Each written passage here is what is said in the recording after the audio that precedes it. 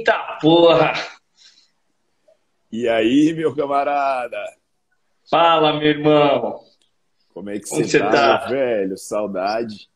Porra, muito melhor agora. Saudade de você, parceiro. Porra! Porra, quanto tempo, hein, bicho? Credo. E essa barba branca aí? Cara, tá foda, velho. Eu fui pro aniversário de uma colega, né?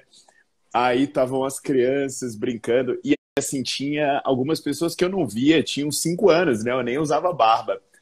Aí a galera olhou pra mim assim e falou: Que isso, Paulo, e essa barba? Aí as crianças tudo começaram, né, a olhar. Tinha criança que não me conhecia. Eu falei: Não, é que o tio tá se preparando pro Natal, a barba crescendo e a barriga. Cara, as crianças ficaram: Tá mesmo, né, tio? Cara, esses dias o pior foi uma mãe de um amiguinho do Paulinho da escola, né? Perguntou minha idade. Ah, qual é a sua idade? Eu falei a idade, ela, só? Cara,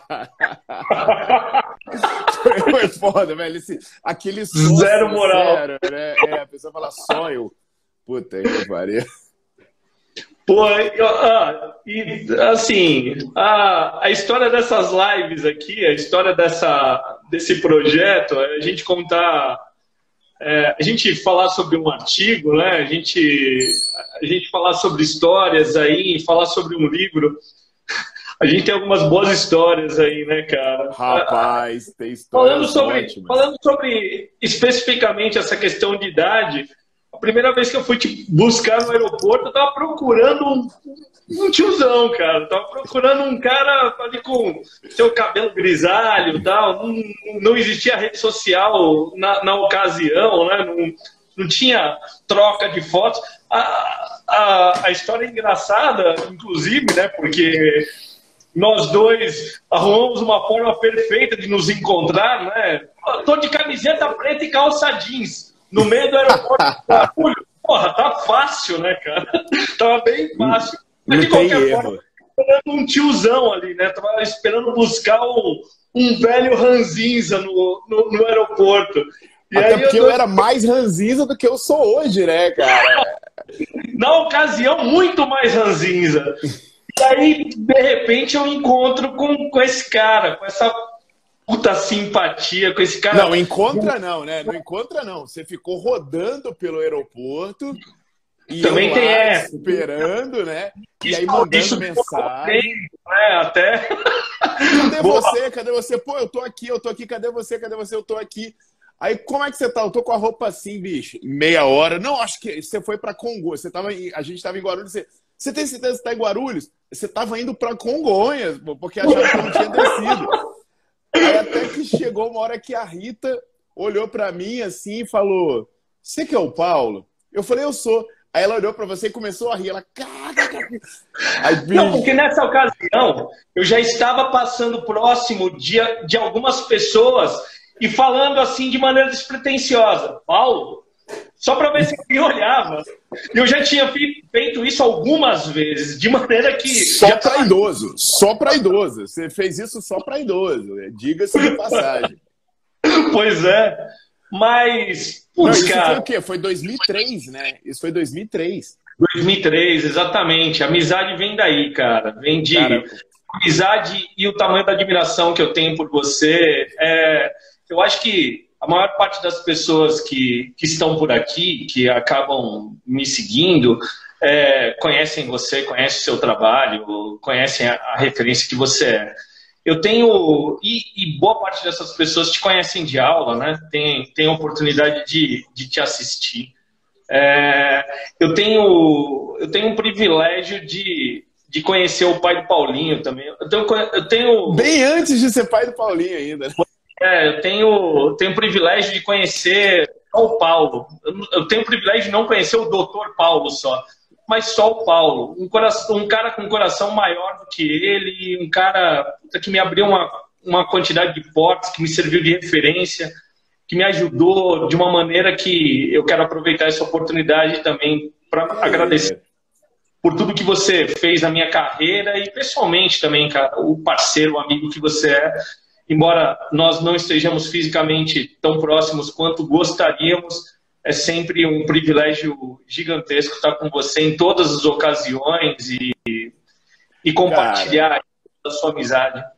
Não, essa história, eu acho que as pessoas precisam saber, né? Foi a primeira vez que eu saí de Brasília para dar uma aula. Pô, o primeiro cara que me tirou, que me botou no avião para eu ir trabalhar foi você, pô. Então quem me abriu porta foi você, eu lembro. Várias coisas interessantes, né, que derivaram dessa ida em São Paulo. Uma delas foi por isso que eu escrevi meu livro, porque eu ia dar aula e aí eu botava os slides e tal, e a galera ficava, nossa, mas manda os slides. E eu mandava, e a galera perguntava, mandava as coisas. Aí um dia, um menino chamado Daniel, acho que era Daniel Penharol, chegou com um calhamaço de folha, assim, a gente almoçava naquele PF lá, né, no final da rua da academia. Bicho, o menino botou um calhamaço de folha, assim, e falou, ô Paulo, você pode assinar isso pra mim? Aí eu olhei assim, bicho, um calhamaço de folha desse tamanho. Aí eu falei, eu posso, mas o que é isso? Ele falou, isso aqui são seus textos. Na época a gente escrevia na internet, né? Não era rede social, então as pessoas ainda liam, né, velho? Porque a gente escrevia texto que dava 10 páginas de Word, publicava, velho, a galera lia grupo de e-mail, não era grupo de WhatsApp em que se você escrever 3 linhas, o cara é textão. Velho, era grupo de e-mail que a galera escrevia. Mesmo o cara imprimia tudo que eu escrevia, ele olhou e falou, velho, você escreveu um livro. Eu falei, bicho, agora eu vou sentar a bunda na cadeira e vou sistematizar essa porcaria e vai virar um livro. Então, foi, assim, várias coisas, né? Eu lembro que dessa viagem eu saí e fui direto para Maceió. Foi para Maceió para emendar umas férias, um negócio assim. Foi também a primeira vez que eu fui em Maceió. Gostei tanto que hoje eu tenho um apartamento na Praia do Francês. Então, assim, você fala de oportunidade, mas, velho, pra mim também foi, pô. Não lembro de seus moleques desse tamanhozinho, olhando pra mim, achando que eu era o Power Ranger vermelho. Cara, lembra dessa história?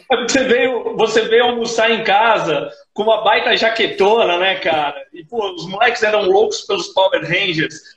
E você veio com uma jaqueta meio vermelha, assim. Pô, muitas histórias boas, cara. Lá do Gease, de alguma produção que a gente começou lá atrás, da oportunidade que eu tive, eu, o Filipão, o Bruno, de escrever lá. Começamos, nós, a El, que você, pô, começamos a escrever ali pro Gease, uma iniciativa sua.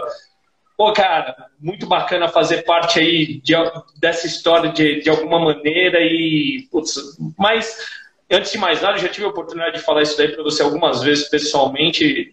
Mais do que isso é amizade. Para mim é a brincadeira de falar do Paulo Gentil Ranzinza, que era Ranzinza lá atrás, né?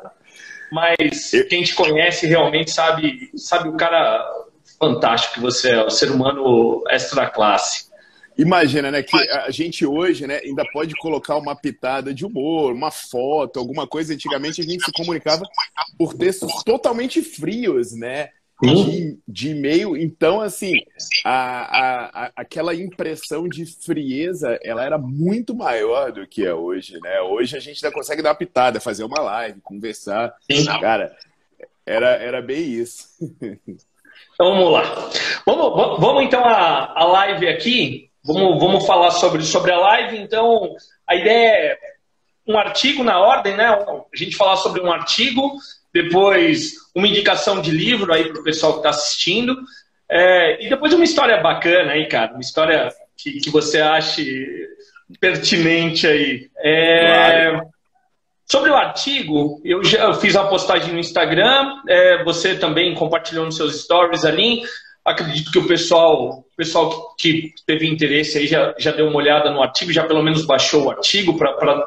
Eu vou fazer o seguinte, eu vou só inverter minha câmera, vou apontar para o computador aqui, só para o pessoal saber do que se trata, e depois eu volto a imagem para mim aqui para a gente poder falar sobre o artigo. Você fica à vontade a partir de agora, beleza, irmãozinho? Claro. Pô, só antes, né, eu sei que esse começo pode parecer uma rasgação de seda chata, mas eu pedi para o Júlio para fazer essa live, que eu tive que desmarcar porque eu tive um problema sério no dia, tava mal da cabeça mesmo. Eu falei, velho, mas eu quero fazer de novo. Aí enchi o saco. E aí, eu tô muito feliz, muito massa. Então, eu mandei esse artigo, né? E aí, eu acho que, mais importante, muito das coisas vocês vão ler esse artigo. Mas eu preciso contar a história desse artigo. Se vocês analisarem, o título desse artigo é Uma análise crítica do posicionamento do Colégio Americano de Medicina Esportiva sobre treinamento resistido. 2 pontos. Evidências insuficientes para recomendar os protocolos de treino. Olha que ousadia desse cara, velho. O cara publicou um artigo de 60 páginas dizendo que o American College não estava tratando adequadamente treinamento resistido. E aí você pode perceber, né? Fala assim, mas esse Paulo é louco. Ele selecionou um jornal no Journal of Exercise Physiology Online. Nem tá no PubMed, não é fator de impacto alto, não é revista 1. Né? Pô, quem são esses caras que ousaram desafiar o American College? Porque eles meteram um artigo de 60 páginas num jornal aparentemente tão fraco. Primeira coisa, né? Um jornal aparentemente tão fraco, mas é um artigo que foi citado mais de 200 vezes. Já foi citado mais de 200 vezes. E ele tem 60 páginas, o que é mais que o próprio posicionamento do American College. Então, quem é esse primeiro autor da história desse artigo? Esse cara chamado Ralph Carpinelli. Ralph Carpinelli, ele é um cara que tinha uma carreira muito promissora. Ele começou muito bem, tinha bons artigos. O cara tem artigo no British Journal of Sports Medicine, que tem fator de impacto 11. Publicou em periódicos fortíssimos. E aí, o Colégio Americano de Medicina Esportiva, ele sempre foi muito aeróbio. E não podia ser diferente, né? Porque o Colégio Americano de Medicina Esportiva foi criado pelos discípulos do Cooper. Então, ele é um parto do Instituto Cooper de pesquisas aeróbias, em Dallas. Então, os filhotes do Cooper e o Michael Pollock, que foi o primeiro deles, foram os cabeças dessa organização. E se você observar, Julião, o American College, até a década de 90, ele só falava em treinamento aeróbio. Quando ele falava em treinamento resistido, ele falava um circuito, ele dava 2 linhas. Então, todas as recomendações do American College eram falar sobre treinamento aeróbio como a única forma de exercício e a musculação era um complemento. A raiz disso a gente já sabe. Até hoje, se você olhar a Sociedade Americana de Cardiologia, de diabetes, o foco sempre está no exercício aeróbio. Então, a raiz da medicina do esporte é exercício aeróbio. Por isso, se sua avó for hoje no médico, né, óbvio que isso está mudando, eu não quero estereotipar os médicos, mas o senso comum vai dizer, vai fazer caminhada. Quer emagrecer, vai fazer caminhada. Quer ter qualidade de vida, vai fazer caminhada. Quer viver mais, vai fazer caminhada. E ficou sobre isso. Aí o American College falou, pô, já tô passando da hora de falar de musculação. Tô passando da hora. Então tem que fazer um posicionamento exclusivo sobre musculação. Aí eles falaram, quem são os caras que entendem de musculação aqui? Aí veio o William Kramer, que trabalhava com futebol americano. Veio o Stephen Fleck, que trabalhava no Comitê Olímpico Internacional. E uma série de outros autores, como Robert Newton, e aí vai. E entre eles estava o Ralph Carpinelli. Então, o Ralph Carpinelli participou desse grupo que o American College selecionou. E aí as pessoas falaram, olha, a gente tem que elaborar diretrizes mais detalhadas para falar de musculação. Não adianta eu ficar dizendo, faça um circuito 3 vezes por semana, que isso não está colando mais. A musculação está crescendo em nível mundial. E aí essas pessoas tinham que criar fundamentos para dizer, tá, quantas séries, quantas vezes por semana, quais exercícios fazer, que carga, blá, blá, blá. E aí tinha essas reuniões e as pessoas chegavam e diziam, vamos mandar as pessoas treinarem 1 hora. Aí algumas pessoas diziam, porra de treinar 1 hora, qual a evidência que você está mostrando para isso? Aí os caras, esse estudo. Aí tinha um cara que falava, não, esse estudo não diz isso. Bicho, esse cara começou a ficar tão chato que as pessoas falavam, velho, esse posicionamento nunca vai sair. Ou ele vai sair com uma cara que vai desagradar extremamente as pessoas que acreditam em atividade aeróbica. Porque do jeito que as coisas estão andando, esse protocolo vai sair dizendo o seguinte, velho, faz musculação aí 15, 20 minutos, de maneira descomplicada, bota esforço nisso aí, a coisa é boa pra cacete. Aí como você vai apresentar uma teoria dessa para um mundo que cresceu ouvindo que você tem que andar 1 hora por dia? E detalhe, a gente está num momento histórico que a galera falou que nem era para correr, era para andar, porque correr podia ser lesivo. Então, como você vai romper conceitualmente um paradigma desse que você mesmo criou, velho? Aí as pessoas disseram, olha, seguinte, a gente vai ter que dar a bica nesse cara. Aí, nego, pegou o Ralph Carpinelli e chutou para fora do grupo. E aí o grupo pôde fazer ao seu bel prazer o que ele bem queria. Então, basicamente, o que o American College fez? Ele escreveu o que ele queria. Olha, é 3 a 4 séries, 8 a 12 exercícios, não treino até a fadiga. E depois de eles ter botado a ideia no papel, eles foram encaixando referências para suportar a ideia. Então eles fizeram o caminho inverso. Ao invés de ler o artigo e dizer, olha, os artigos dizem isso, ele falou, eu quero dizer isso. Agora vamos achar artigo para confirmar o que eu quero dizer. Beleza. E aí eles fizeram em 2002, né? Publicaram o posicionamento. Foi o primeiro posicionamento da história do American College em 2002. 2002. Até então, o American College nunca tinha falado sobre musculação. Aí o American College publicou isso. Só que quando o Ralph Carpinelli pegou e olhou e falou assim, mas que porcaria é essa? E aí o Ralph Carpinelli simplesmente, né, deu uma alongadinha, sentou e falou, eu vou ler um por um dos artigos que os caras citaram para confirmar se esses artigos dizem o que eles estão querendo afirmar. E aí, cara, o Ralph Carpinelli fez um trabalho de detetive, não foi de cientista. Velho, ele foi pegando um por um. O American College diz que você precisa fazer 3 séries, mas as referências usadas são essas. Pum, pum. Tem coisas absurdas, por exemplo, os caras vão juntando evidências, aí eles dizem, existem evidências de baixo volume, que o baixo volume seja bom, mas essas evidências são em pessoas destreinadas.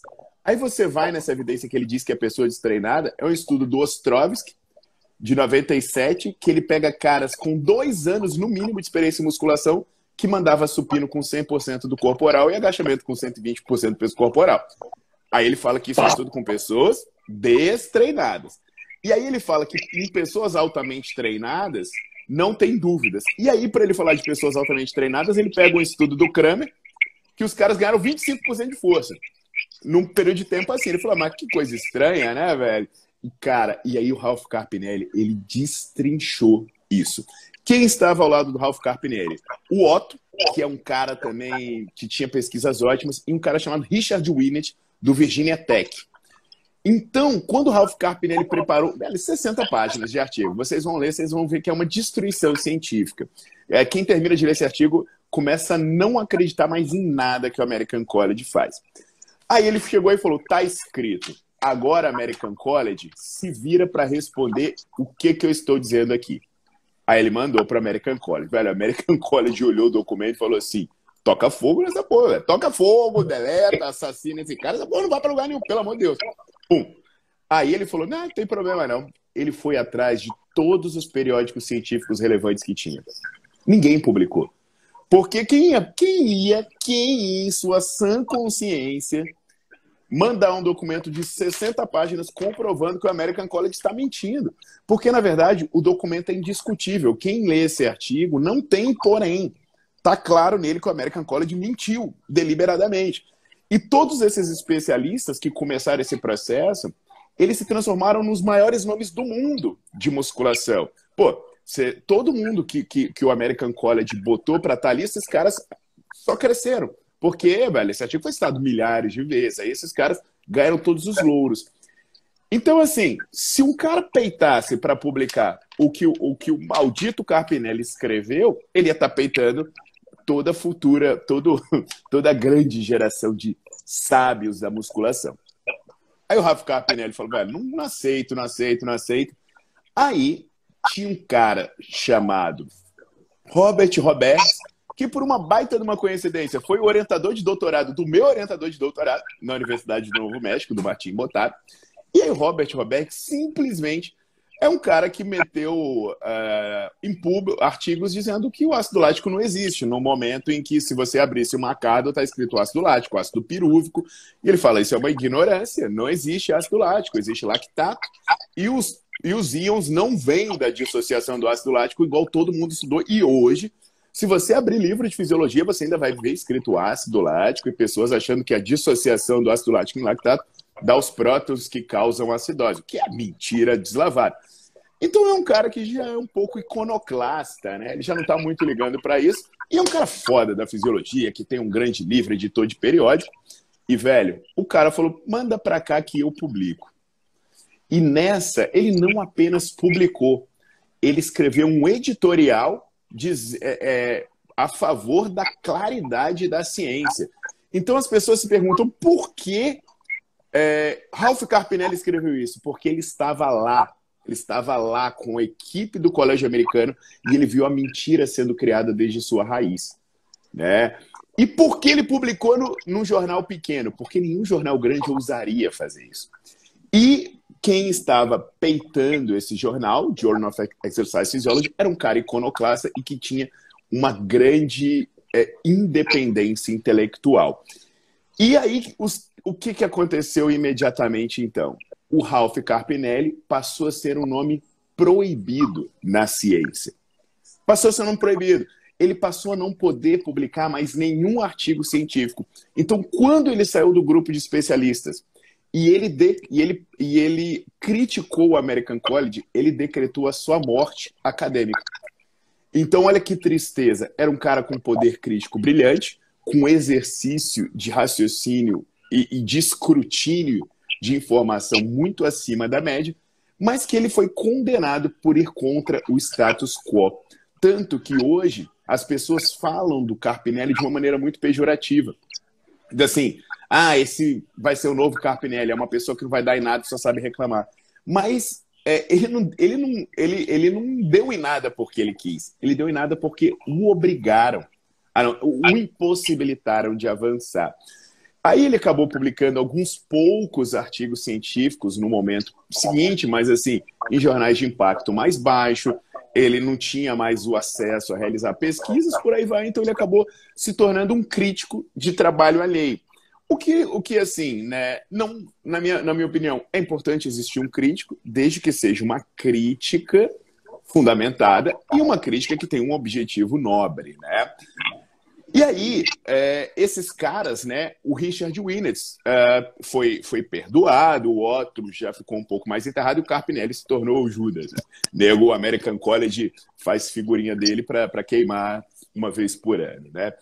E o que foi muito interessante nesse processo? Né? Essa leitura, cara, pegou a minha cabeça e fez assim, ó, clac! Porque eu estava em 2003, 2004... iniciando o meu processo de mestrado, iniciando aprender criticamente. E, velho, como qualquer pessoa desse universo, American College é o que há. Porra, American College é American College, né? E aí, eu jogando na internet American College, vivo American College, amo American College, e aí eu jogo American College e de repente me sai o artigo do Carpinelli. Eu não queria ler esse artigo para descobrir que o American College tinha mentido para mim. Eu estava lendo o artigo despretensiosamente quando eu comecei a ler. Ao mesmo tempo que eu ficava em pânico, eu ficava assim, extremamente estimulado intelectualmente. Eu falei, velho, que cara genial, que cara corajoso. E que aqui, né, entenda o momento histórico. Ao mesmo tempo que eu peguei o artigo do Carpinelli, eu estava começando a ser policial federal. Então, assim, eu estava no momento ideológico perfeito para confrontar o sistema, né? Em todos os sentidos. Então, era meu início da Polícia Federal, início da minha liberdade intelectual. Eu olhei e falei, velho, que coisa. Então, assim, eu não li o Carpinelli querendo gostar do Carpinelli. Mas eu fui obrigado, velho. Eu olhei e falei, cara, o que eu posso fazer, velho? O cara tá certo. E o que eu fiz? Eu falei, eu vou fazer o que o Carpinelli fez com o American College. Então eu peguei o documento do Carpinelli de 60 páginas e falei, quem está mentindo é ele. E eu fui em cada citação que o Carpinelli usou, velho. Eu li tudo. Tudo. Quando eu li tudo, eu falei, meu irmão, o cara não mentiu em nada. Aí eu falei, não, eu vou cavucar mais. Aí eu fui lendo os artigos extras para tentar ferrar esse cara. Bicho, eu não consegui. Eu sentei e falei, pronto, a partir de agora eu não sou mais American College, eu sou Carpinelli, né? Pensando assim. E eu me lembro que eu fui apresentar um trabalho no mestrado, me chamaram para dar uma aula num evento científico no mestrado, num auditório, bicho, por umas 500 pessoas, e todos os professores do programa de mestrado estavam lá. Adivinha que artigo eu apresentei, velho? Esse do Carpinelli. Cara, eu comecei a apresentar, comecei a discutir. E eu além do que o Carpinelli falou, eu coloquei o meu estudo complementar. Júlio, eu me lembro até hoje, um professor chamado Francisco Martins. O cara é um gênio. É um gênio. Assim, eu tive contato com vários gênios, né? Eu peço desculpa se eu esquecer de algum, mas alguns deles eu tenho contato até hoje, como o Herbert Simões, como o Martim Botara, que foi meu orientador, o Ricardo Jacó, de uma visão gigantesca, e o Francisco Martins. Ele simplesmente ele trazia o Jürgen Weinig, que ele é um cara que conversava com o Jürgen Weinig sobre treinamento. É isso. Então, assim, um cara, uma pessoa idosa já na época, né, que tinha um histórico de ter um atleta olímpico. Mas quando ele pegou o microfone depois da minha apresentação, sabe quando vem aquele remeleixo? Eu falei, pronto, agora eu vou morrer, né? Agora eu vou morrer porque esse cara vai me destruir, vai citar os dinossauros até agora e vai provar que eu tô errado. Mas pelo menos eu vou entender que eu tô errado, porque alguém me livra desse mal. Ele pega e faz aquela introdução com aquela voz sábia, né? Então, você acaba de falar isso, pam, pam, pam. Ele fez um resumo da minha fala. Eu falei, cara, agora vem a voadora. Agora vem.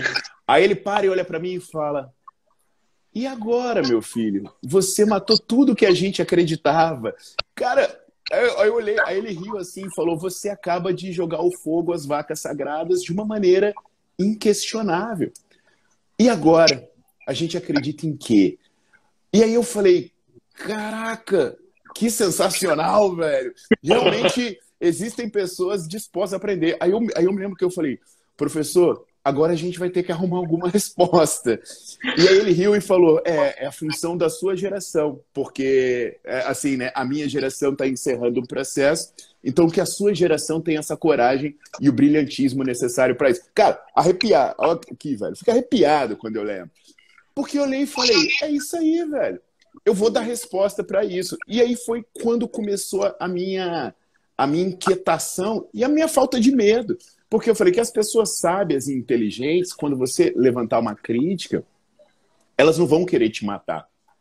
Elas vão querer, continua no processo, porque criticar para matar os outros não serve de nada. Você tem que trazer alguma coisa para o processo continuar evoluindo. E aí, cara, esse artigo marcou muita coisa importante. E, assim, coisas bacanas, né? Um belo de um dia, abro minha caixa de e-mail. Quem eu recebo o e-mail? Ralph Carpinelli. Um e-mail de admiração e reconhecimento ao meu trabalho. Paulo, eu tô aqui, cara. E o cara não sabia. Eu falei, com licença, velho, deixa eu responder uma coisa.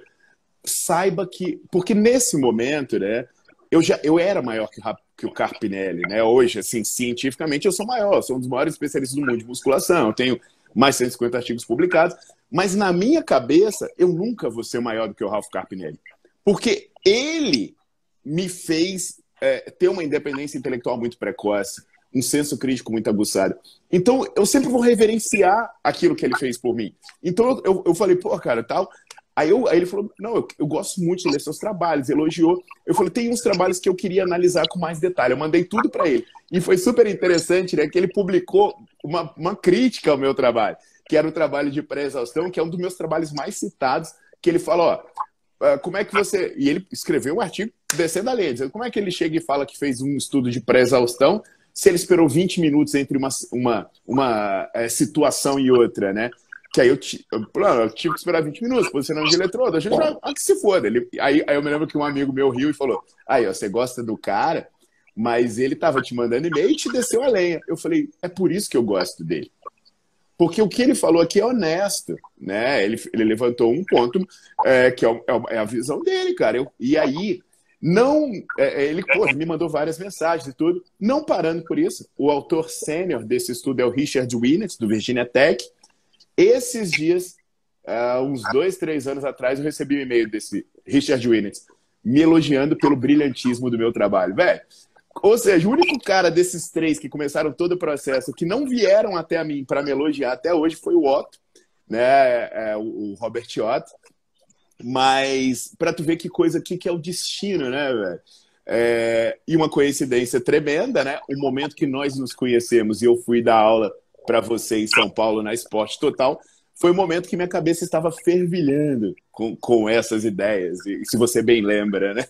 Porra, cara, toma uma água aí, você falou bastante. Era notório isso. Cara, sempre foi uma viagem muito grande conversar contigo, assim, muito inspirador, né? Tá do seu lado, tá ouvindo você falar e você sempre chegava com a cabeça fervendo.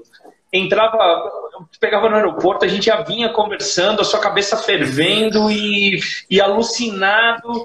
E, putz, eu chegava, sei lá, em 2008, você estava em São Paulo, tinha acabado de publicar um artigo, você desceu com o artigo, cara. Não dormi. Porra, esse artigo aqui, cara, sempre assim. Aquele do Trump, aquele lá Puta, de 2008. Né? Isso daí... 3 da manhã eu colocando ele na aula. 3 da manhã eu colocando ele na aula. Acabou de sair.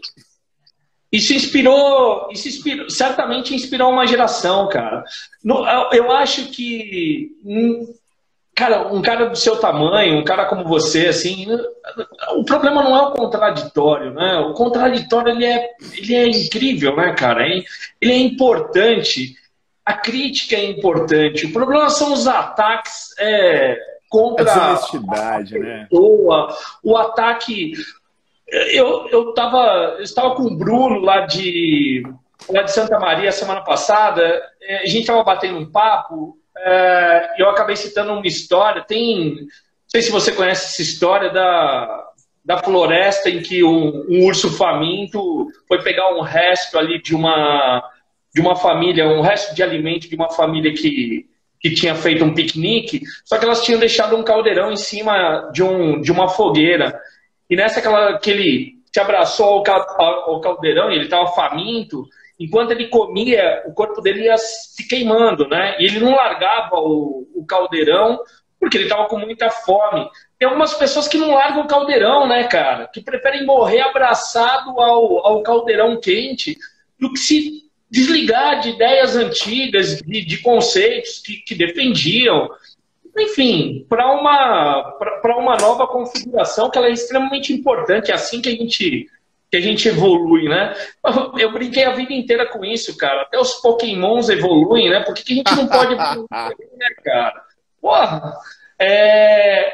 O contraditório ele é fundamental. Sem encontrar um cara que critica aquilo que você... Mas com fundamentação, né? Não deve ser só porque eu não gosto de você. Ah, você é feio, então eu discordo. Não pode ser assim. Tem que ser com algum tipo de fundamentação. História incrível, cara. Você sabe que, assim, né? Um dos meus... o meu mestre acadêmico, né? O Martim Botaro, cara, é um cara que faz críticas pesadíssimas, não pessoais. A gente é amigo, a gente bate papo, conversa, morre de rir. Mas ele é um cara que discorda de maneira eloquente. E assim, às vezes a gente tá dando aula em público e é um cara que faz bullying, faz montagem comigo e tal, mas ele faz isso de uma maneira honesta e sincera. E se porventura ele chega para mim e me mostra que eu tô errado, eu vou dizer, cara, me desculpa, vamos nessa. E se o oposto acontecer, não tem milindre de nenhuma parte. Mas o que eu falo, Júlio? Eu já dei esse exemplo várias vezes. É porque as pessoas têm que entender que existe um objetivo comum, que é alcançar a verdade, que é seguir adiante, né? Não é a minha verdade, não é a sua verdade, é a verdade. E aí as pessoas acham que as ideias são um braço dela. E se você tá mostrando que essa é errada, você está arrancando um braço dela, então elas lutam até a morte por isso. E aí elas não entendem que se elas entenderem o que eu estou falando e melhorarem o meu conceito, elas me superam. Elas acham que elas vão me superar se elas me destruírem. E não é destruir as minhas ideias, é me destruir. Então as pessoas confundem muitas coisas. Eu falo, cara, o professor de educação física, ele parece que vive a síndrome do Highlander. Lembra do filme Highlander, né? Os guerreiros imortais. E a única forma de você matar um Highlander era arrancar a cabeça do outro. E quando um Highlander arrancava a cabeça do outro, os poderes desse decapitado eles iam pro assassino. E aí, então, assim, um vivia tentando arrancar a cabeça do outro para absorver os poderes. Desculpa. E o mote do vilão do Highlander é só pode haver um. Então, qualquer um que ficasse poderoso tinha que ser decapitado pelo outro. Então, o professor de educação física, ele vive nisso. Tipo assim, só pode haver um. Cara, se o Paulo chegou até aqui, se ele tá conhecido, por que que eu não entro na esteira do que ele fez e me torno conhecido? Porque se tiver duas pessoas conhecidas internacionalmente, é melhor para todo mundo. Porque aí vem a terceira, vem a quarta, vem a quinta, mas não. Se aparecer um gringo falando mal de mim, o brasileiro automaticamente se torna amigo do gringo. Ao invés de pensar assim, pô, vamos ver, vamos crescer junto. Não, a galera quer sempre se derrubar. Então, inclusive, várias críticas que eu sofri, né, que tentaram me queimar para os estrangeiros, é dizer, não, o Paulo é o novo Carpinelli. Então, as pessoas queriam me queimar para os estrangeiros falando isso. Cara, dependendo ao que ele estivesse referindo, se for uma pessoa com coragem de se posicionar independente de qualquer coisa, pode-se me considerar. Eu acho isso louvável. Mas ninguém pode me acusar de ter parado na crítica vazia. Porque hoje, velho, várias teorias importantes do treinamento resistido foram iniciadas por mim. Então eu sou um cara, velho, que me ame ou me odeie. Meu nome está gravado na história do treinamento pela minha publicação e o legado que eu trouxe até aqui. Então, assim, eu acho importante falar isso da história, porque isso não começou à toa. Começou porque eu li pessoas que questionavam o status quo. Isso é uma mensagem importante, porque eu poderia chegar aqui e falar o artigo que eu recomendo para vocês é o meu artigo, que foi citado tantas vezes. É o meu artigo? Não, velho. Teve alguém antes de mim, que escreveu antes de mim. Cara, você é o cara. Você é foda, não? Toda admiração à sua pessoa, ao seu legado. E o mais importante é que eu já falei isso daí, olhando nos seus olhos a gente fala sempre, né? e quem já esteve comigo e já esteve em aula sabe o tamanho da admiração que eu tenho por você e por tudo que você deixou para tanta gente.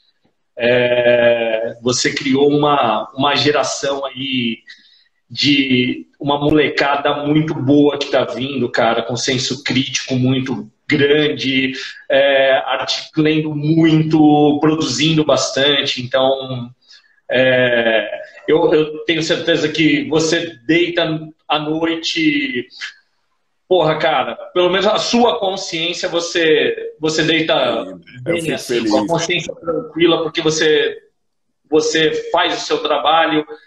Porra, não dá tempo em uma hora aqui de a gente dividir tudo que a gente já conversou, em parque, em mesa de bar, em viagem, em tudo quanto é lugar.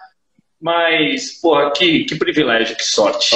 Eu acho, o que me deixa mais feliz é isso, cara. Eu ver a geração que segue, sabe? A geração que vem. Eu me lembro que uma vez eu estava dando aula, aí o menino veio tirar foto comigo e tal.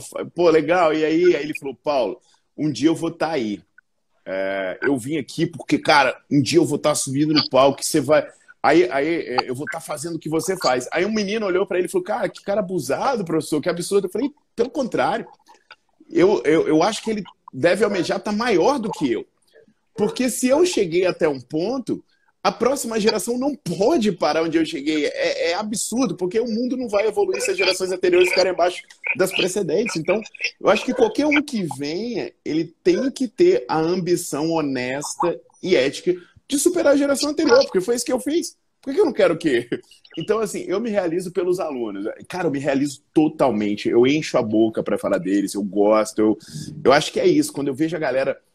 Eu me lembro que quando eu entrei nas redes sociais, existiam monstros sagrados, né? Aquela galera da maromba que falava e todo mundo abaixava a cabeça, que o menino franzino fosse lá e comentasse, ele era massacrado. Eu me lembro que eu entrei desavisado. Comecei a falar. Cara, quando eu comecei a receber print, velho, de menino, estudante universitário, batendo nos maromba bombado e pá, eu falei, olha isso, velho, olha que coisa linda, eu comecei, sabe? Hoje você vê um estudante estudioso de educação física não abaixar a cabeça. Aparece um cara com hormônio até o pescoço, com diploma de medicina, do que quer que seja, velho, entra um cara da educação física, um moleque, vai lá e ó, porrada. Quando, Julião, que isso ia ser imaginável no nosso tempo, velho? né? E uma boa, né, cara? Para os desavisados, para aqueles que não sabem, né? Para aqueles que assistem aos finais de semana, a gente em palco, dando aula e tudo mais, se esquecem que existia Esporte Total. Hoje, em especial, eu não estou com a academia, presto consultoria e tudo mais, mas por 15 anos foi proprietário de academia, e você é proprietário ainda da Malharte. Até hoje, há mais de 15 anos. Exato, não é só dentro de laboratório, é na prática também, né, cara? Para os desavisados que imaginam, falam assim, ah, porra, na teoria isso daí é uma coisa, na prática é outra. Na prática que a parada começava, né, cara? Na prática, treinando profissional, a gente desenvolveu até sistema junto, né, cara? Até sistema de informática, treino ali, de montagem de treino juntos. Era ali quando entrava realmente uma maromba na sala, falava assim, aqui quem prescreve treino é o professor. Não, pode deixar, fica tranquilo que eu tenho o meu treininho. O treininho você vai treinar no inferno, cara, porque aqui quem passa treino é o professor. E a galera dizia que a gente ia falir, né, Júlio? Cara, e numa boa, era difícil num primeiro momento para os caras entenderem, até baterem no peito e falar assim, porra, o cara tá me dando essa moral de falar, realmente, se o cara não seguir aquilo que eu estou determinando dentro da sala, ele vai devolver o dinheiro do cara, o cara vai treinar em outro lugar. Cara, autoestima da galera, né, velho? Exato, não foi, e provavelmente muita gente que está assistindo aqui foi professor da minha academia.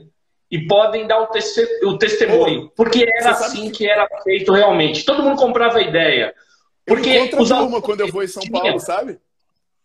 Não entendi. A galera da Esporte Total faz meus cursos quando eu vou em São Paulo. Pô, a galera leva diploma, velho, do curso da Esporte Total. Porque era assim, cara. Era assim que a gente arrumava uma maneira de transformar a nossa profissão. Transformar pela ciência, transformar pelo estudo e transformar pela atitude também. Você não respeita o profissional de educação física, velho, você vai respeitar na marra, porque aqui quem tem o conhecimento para prescrição de treinamento, e a gente assume isso como a nossa maior ferramenta, somos nós que prescrevemos. Se você não dá valor para isso, paga menos e vai treinar em outro lugar, ou vai treinar sozinho, porque aqui a gente valoriza isso. Naturalmente, houve uma troca de público. Naturalmente, tivemos muitas críticas. A gente bateu no peito e engoliu isso, cara, porque o nível dos nossos alunos também subiu bastante. E eles criaram um senso crítico bem interessante. Então... E muitos daqueles que depois saíram compreenderam e voltaram.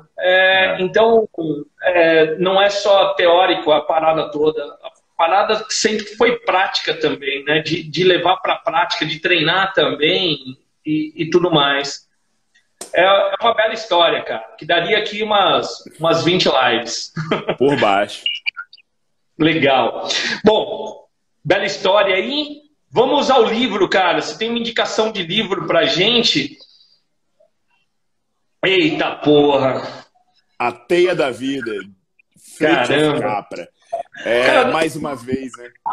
Na cabeceira da minha cama, hoje tem o Sabedoria em Comum. Eu já tenho tal da física, o ponto de mutação, tal. O Sabedoria em Comum por um acaso está esse mesmo, cara. Capa verde. E essa daí é das antigas.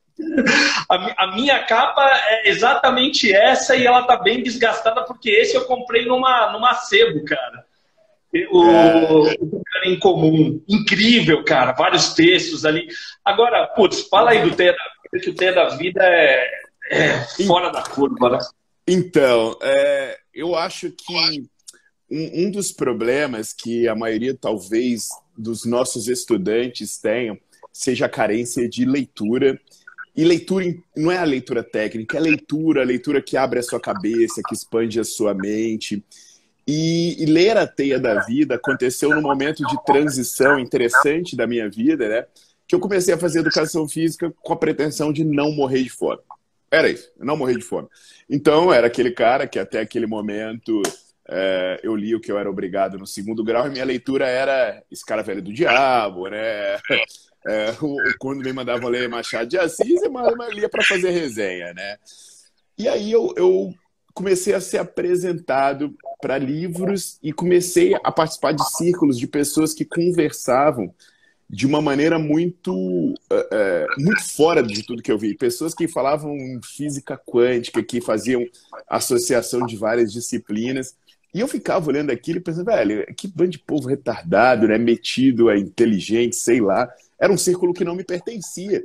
Eu era um reles professor de educação física ganhando R$ 3 a hora e me jogaram no ambiente daqueles.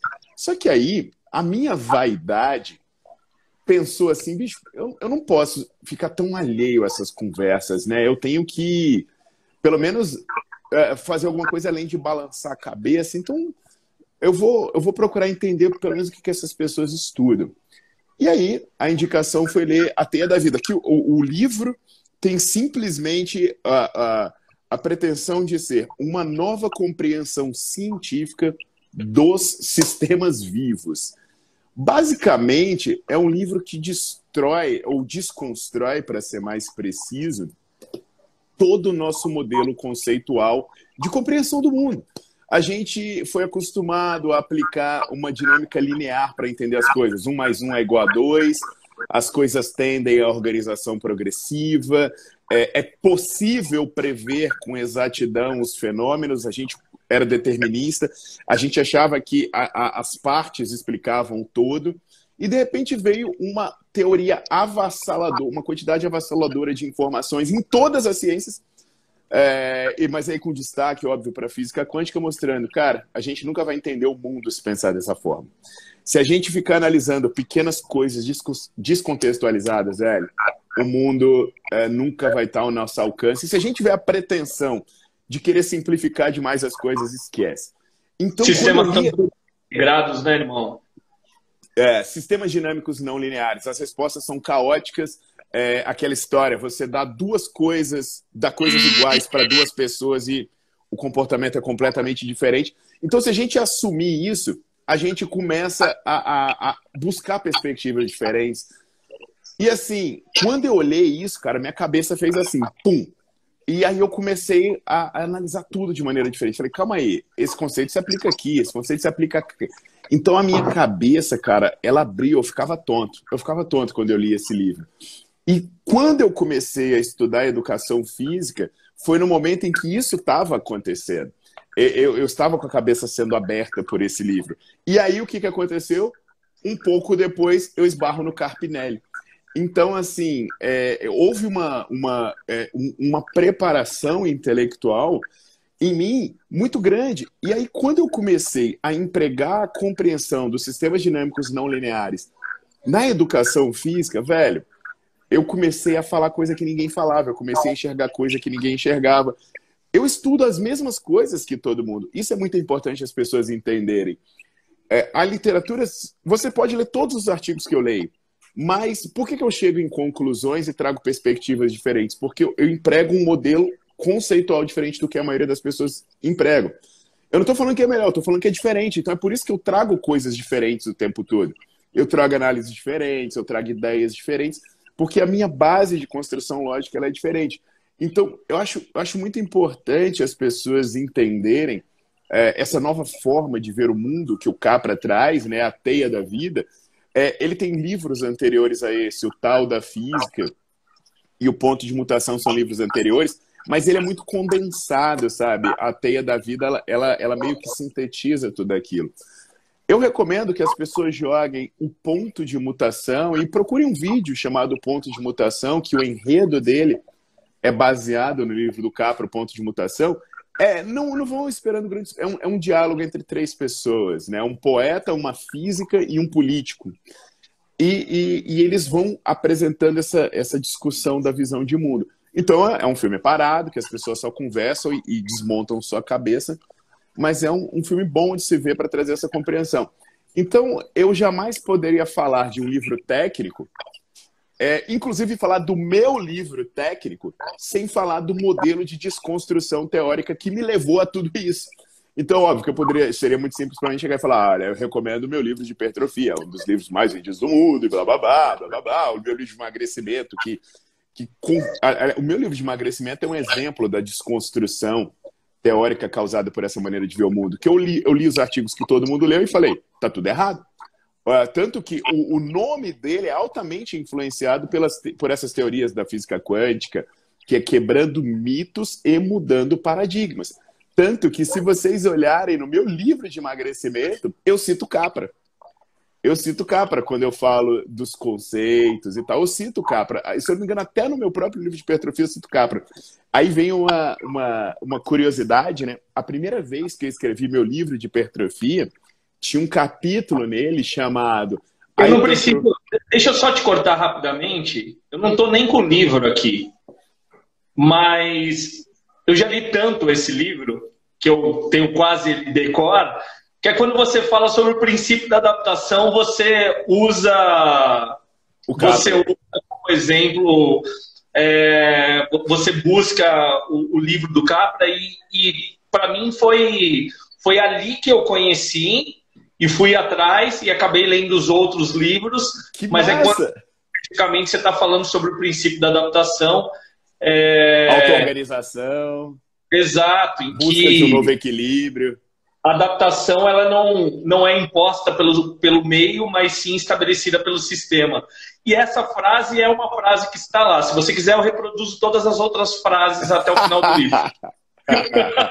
É isso aí. Então, assim, né? Eu tentei, cara, eu fico em êxtase. Eu não sabia disso, né? Quando você fala assim, pô, eu fui atrás de dinâmica não linear, porque, assim, eu fiz aquela coisa meio de cavaleiro templário, né? Eu fui inserindo elementos de dinâmica não linear no livro, para meio que assim, porra, eu vou despertar de alguma forma. E aí, nesse livro, a primeira edição, ninguém sabe dessa história. Primeira vez que eu tô falando dessa história.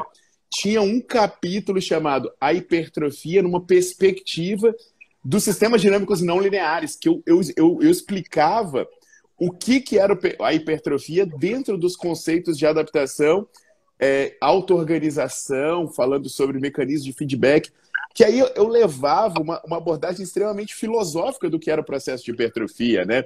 Eu me lembro que, assim, era um capítulo tão que eu fazia até questões filosóficas do Nietzsche, né? Da visão nietzschiana, daquilo que não me mata me torna mais forte. E eu fazia uma conexão dos vários campos teóricos que abordam a vida de uma perspectiva não linear e trazia para o campo da hipertrofia. Eu achei aquilo extremamente brilhante. Só que quando eu mandei para ser impresso, né, na época era feito pela editora Sprint, eles deceparam essa parte que deve ter olhado, esse moleque é um maluco. Talvez se eu, hoje, né, que eu escrevo o livro já chega com o meu nome, ninguém mais teria a audácia de fazer isso, né, comigo, esse capítulo estivesse publicado. Mas, cara, agora que você falou, eu vou tentar resgatar esse texto para ver se eu trago ele para algum lugar. Mas é muito louco. E eu escrevia, para ter ideia, né, esse momento de efervescência intelectual meu é tão forte que eu escrevia contos. Eu escrevia contos no Gease, lembra que tinha sessão de variedades? Eu escrevia contos, contava histórias de vida, analisava a vida por meio de metáforas. Putz, cara, eu já tive o privilégio de ler coisas ali. No Gease tinha muitos textos ali que você escrevia, inclusive para os seus familiares, seus sobrinhos. Coisas de uma delicadeza, assim, muito grande. Você tem essa outra habilidade aí. Que ninguém sabe hoje, né? Mas se a galera entrar no Gease ainda vai achar algumas coisas assim. Tem textos que são muito marcantes para mim. Por exemplo, esse agora, ele tá apenas no Facebook, mas Um Menino que Lutava contra o Mar, que foi o momento da perda do meu pai. Se eu ler esse texto hoje, eu choro. Se eu ler esse texto hoje, eu choro. Então, eu hoje, né, eu até falo para as pessoas, eu acabo me manifestando sempre muito tecnicamente, né? Mas eu acho que as pessoas não podem ser limitadas ao técnico. Eu acho que se você não crescer como ser humano, você não cresce em nada, né? Então, assim, você tem que estar com seus vários outros campos equilibrados, você tem que ter uma visão boa de mundo. Às vezes, quando eu falo, seja ético, siga seus sonhos, as pessoas acham que é aquele discurso piegas, vazio, que você vai ver em para-choque de caminhão, mas não é isso. É porque para você se desenvolver em qualquer potencialidade, você tem que se desenvolver como ser humano, senão você sempre vai ser essa coisa capenga, né? Aquele jogador de futebol brilhante que é um fracasso em todas as áreas e que não dura muito, como nada, né? E aí você vê pessoas na nossa área sendo assim. São voos de galinha que a pessoa tem porque ela é um ser humano muito pequeno. Então, um ser humano pequeno não consegue ser grande em uma coisa específica, né? E provavelmente tem para o pessoal entender quem também é o Paulo, eu tenho isso escrito em algum lugar, gravado em voz, alguma coisa desse tipo, de você falando assim, cara, às vezes eu ouço da voz, da boca de um aluno, que você é o melhor professor, que ele já deu aula, que teve aula na vida, e eu acho isso mó barato. E eu adoro isso. Fala, Paulinho! Não, tô ouvindo assim. Tudo bem, molecão? E aí, tio Júlio? E aí, tio Júlio? Tudo bem, amigo de papai lá de São Paulo. Hã? É um amigo de papai lá de São Paulo. Quando eu conheci ele, os filhos dele eram do seu tamanho. Agora os filhos dele estão tudo velho já, barbado. E você nem existia. E seu pai nem tinha essa barba branca aí. Ele não tinha essa barba branca. Mas eu sou mais bonito com ela, né, filho? Sim. Pô, mas tem uma história que você vai me contar, que essa história acho que envolve esse menino bonito. Envolve. Cara, que momento oportuno, né, dele chegar aqui. Cara, eu acho que, na real, eu conto essa história em algumas aulas de pós-graduação, quando eu sinto que existe clima para isso, né? E eu coloquei até essa aula eu coloquei uma parte disso num destaque do meu Stories. Eu sou um cara que eu comecei na musculação por causa da maromba, né? Comecei da maromba e várias coisas aconteceram na minha vida. E eu fui aceitando desafios e acabei trabalhando com saúde. E hoje eu tenho um local em que eu atendo pessoas doentes dentro de um hospital público, dentro do Hospital das Clínicas. Eu estou lá dentro de uma sala de musculação e a gente recebe pessoas com câncer, com hipertensão, insuficiência cardíaca, diabetes e por aí vai, Alzheimer, Parkinson, esclerose múltipla, balismo, assim, é absurda a quantidade de desafios que a gente tem.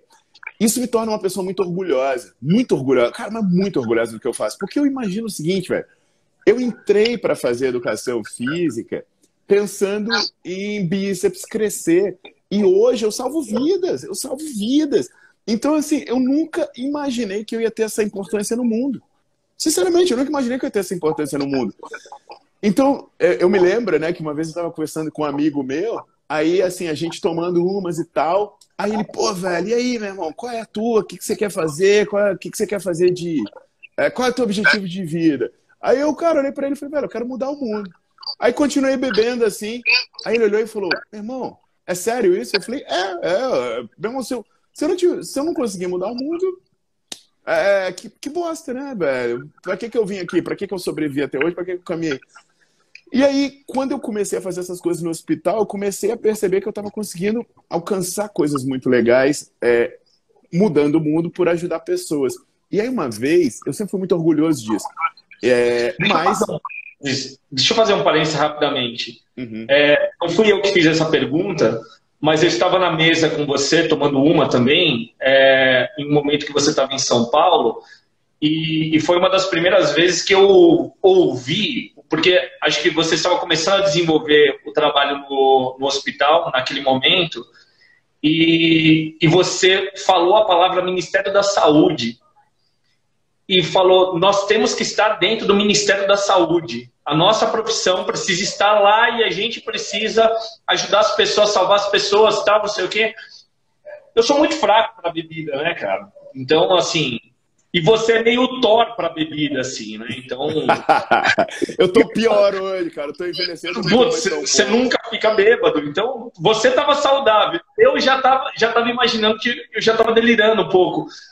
Mas ainda assim eu ficava olhando e falando, cara, com essa vontade, com essa disposição, com esse amor, com essa paixão, você tava...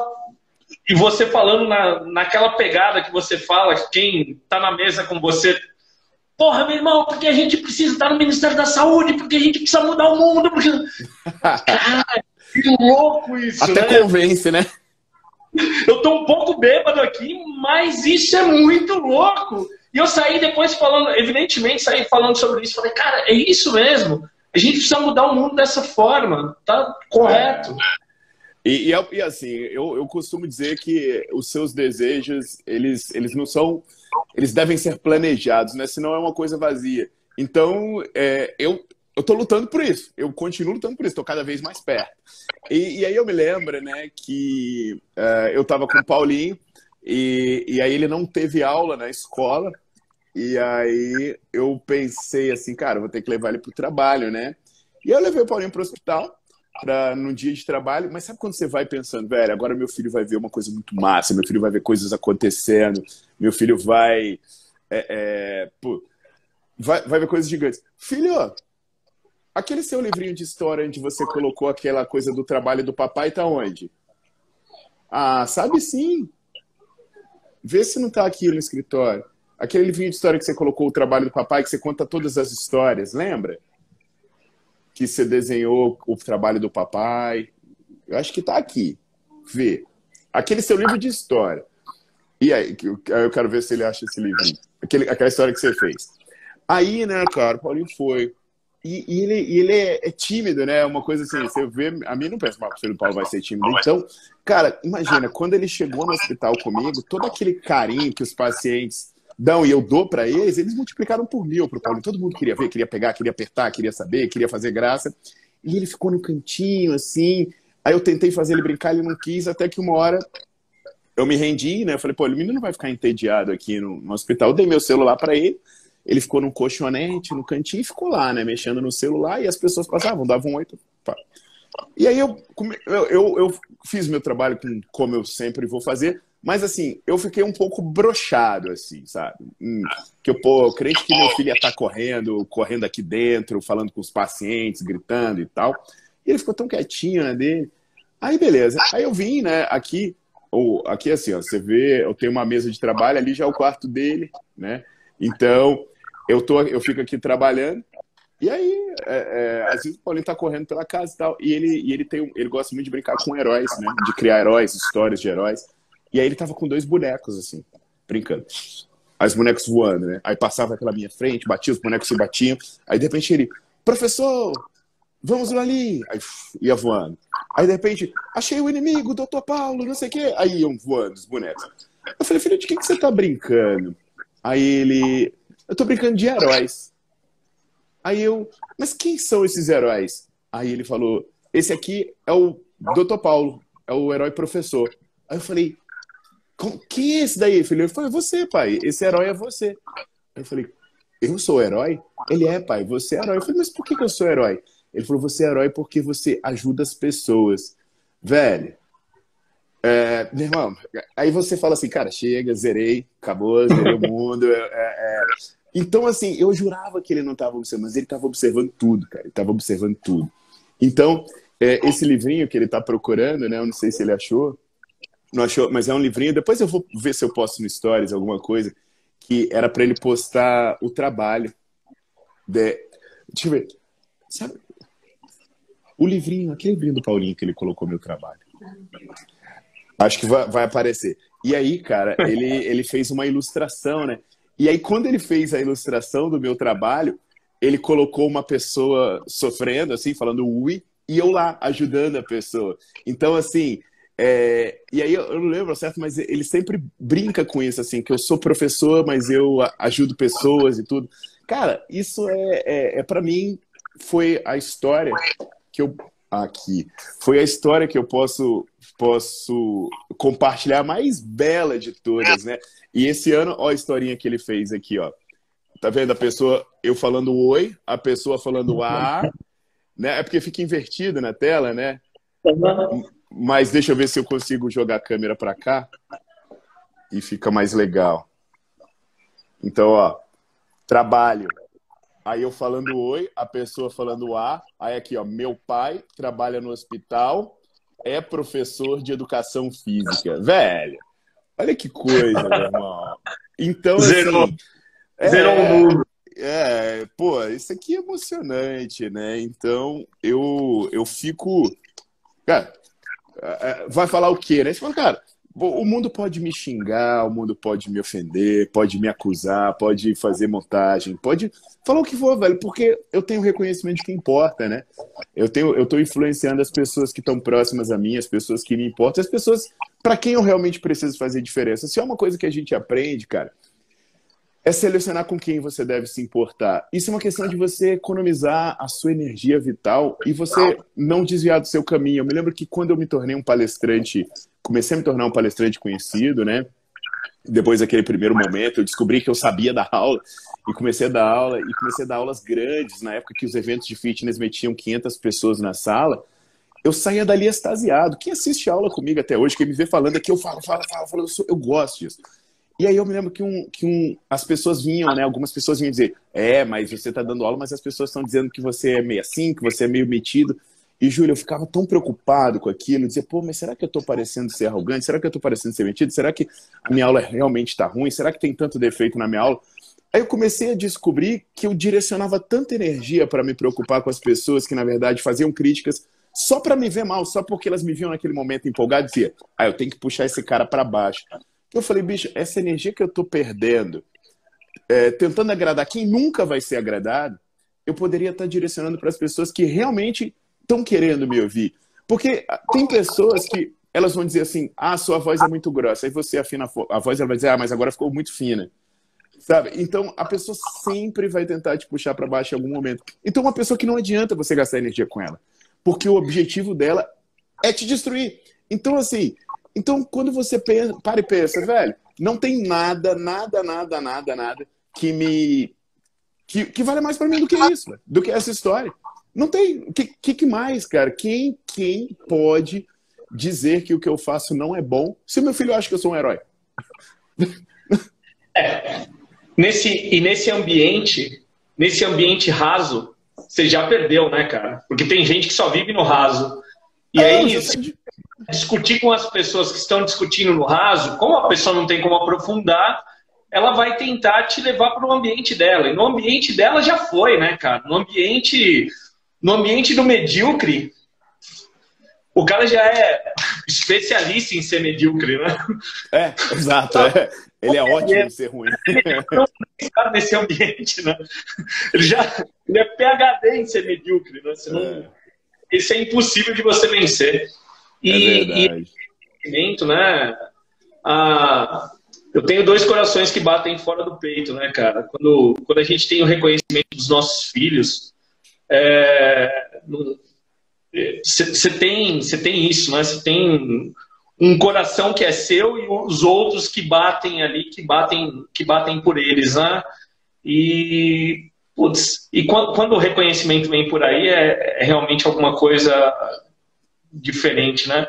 Eu tenho o hábito normalmente de falar sobre os meus amigos por essas questões pessoais, né? E quando eu tenho a oportunidade de falar, porque é muito comum quando as pessoas me abordam, quando estou em aula, falar assim, porra, mas eu tive aula com o Paulo, porra, mas o Paulo fala assim, tá, tudo bem. Eu sei que ele fala assim, né? Putz, eu sou aluno direto do Paulo. Eu só não tive ainda a oportunidade de ser aluno de mestrado do Paulo, de doutorado do Paulo, mas ainda serei em algum momento. Espero isso. Mas eu falo assim, pô, antes de mais nada, eu conheço o pai do Paulinho e eu uso muito essa expressão porque eu conheço o lado humano. O lado humano do Paulo, né? E o lado humano ele se manifesta dessa forma. Você teve a oportunidade de falar agora de um menino que veio falar para você depois da aula, tal. Eu realizei muitos dos meus sonhos também de poder viajar o Brasil inteiro, de dar aula, tal. E essa inspiração veio por você. E eu tive a oportunidade de conhecer pessoas muito especiais, pessoas muito importantes para mim hoje, que vieram através de você, cara, que vieram porque você intermediou esse contato, essa possibilidade. Então, putz, eu te devo muita coisa, cara. Cara, você não me deve nada, velho. Se você fosse ruim, eu poderia te colocar no lugar mais alto do mundo, você ia cair, velho. Eu te coloquei num lugar muito baixo e você subiu muito. Eu não fiz porcaria nenhuma. O que você construiu antes, e eu apareci e vi uma coisa que você já tinha construído. Eu saí e você continuou construindo. Então, eu só passei um momento ali e tive a sorte de poder estar por perto. Admiração pelo cara que mostrou, que apresentou um artigo que, enfim, é uma amostra muito pequena do tamanho que você é, mas uma aula que você deu falando sobre o artigo. Admiração pelo cara com uma visão maior, que apresenta um livro de um autor com uma grandiosidade, que mostra uma visão da realidade completamente absurda. E admiração pelo meu amigo, cara. Pelo meu amigo que já, como eu volto a insistir, que me possibilitou muitas coisas no ambiente profissional, mas pessoal também. Então, putz, cara, qualquer hora, qualquer momento, em qualquer lugar que você precisar, eu paro qualquer coisa e tô do seu lado, viu, irmão? Ô, velho, eu sei disso, pô. Quando queriam me fechar lá, né? Quem tava lá? Inclusive pra isso, cara. Inclusive pra isso. Não sei. Pô, só isso pra fazer a gente se reencontrar, né, velho? Que coisa. A gente vai do skate, vai do slackline para o que for preciso também. Tamo junto em qualquer situação. Pô, velho, bom demais falar contigo. Eu agradeço demais o convite, que bom que deu certo, né? Legal. Pô, eu que agradeço o seu tempo. Beijo aí na Deixa família. isso gravado aí, que eu quero compartilhar nos meus stories também. Legal, pode deixar. Acho que as pessoas precisam ver vários lados, né? Várias histórias também. Sem dúvida, sem dúvida. Eu acho que parte desse projeto era um pouquinho disso também. Ouvir o Felipe falar, ouvir o Cauê, ouvir o Fabrício, ouvir caras, o Rodolfo, ouvir vários caras que tiveram a oportunidade de passar por aqui, te ouvir. Espero ainda fazer isso daí. Tô devendo uma ainda com o Carnevale, fazer com ele. Então, trazer um pouco desse lado pessoal, falar um pouco também de ciência, falar um pouco de... Mas também poder falar sobre amenidades, porque isso daí é importante, mostra um outro lado que eu acho que o pessoal tem interesse também. É legal as pessoas assistirem a gente sendo a gente, né? Sim. Legal. Principalmente quando a gente não tem nenhuma vergonha do que a gente é, né? Porra, cara, é exatamente isso. Irmão, porra, pra sempre. Muito obrigado. Podia passar a noite inteira fazendo isso, mas... Não, fácil. A gente já fez isso aí em alguns momentos. Fez várias vezes. Mas espero que a gente possa fazer isso daí outras vezes ainda, em outros momentos, presencialmente também. O que você precisar, eu estou à disposição. Obrigado por que ficaram ouvindo a gente falar aí ao longo dessas quase uma hora e meia. Quase uma hora e meia. Obrigado. Beijo na família, cara. Se cuida. Igualmente, aí. Velho. Dá um beijão em todo mundo aí, né? Não, a gente continua falando dos meninos, mas já são os homens, os gigantes. Beijão em todo mundo, velho. Legal. Valeu, Julião. Um abraço, meu irmão. Grande abraço. Obrigado Valeu, a todo mundo. Boa noite. Obrigado.